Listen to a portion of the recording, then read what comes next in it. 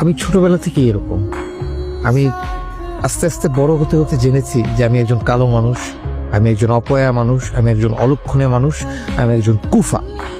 এটা এই দেশের প্রত্যেকটা মানুষই এভাবেই আমাকে মনে করে এবং আমিও সেটা রিগার্ড করি।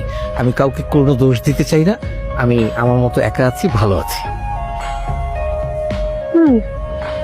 আপনি তো নিজ থেকে মেশার চেষ্টা করেন না তাদের সাথে। শুনুন, আর 10টা স্বাভাবিক মানুষের মতো আমার জীবনটাও স্বাভাবিক ছিল। ছোটবেলা থেকে আমি হেসে খেলেই বড় হয়েছি, অন্যান্য মানুষদের সাথে মিলেমিশে সবাই আমাকে ভালোবাসতো। কিন্তু আস্তে আস্তে যখন বড় হলাম, একটা সময় টের পেলাম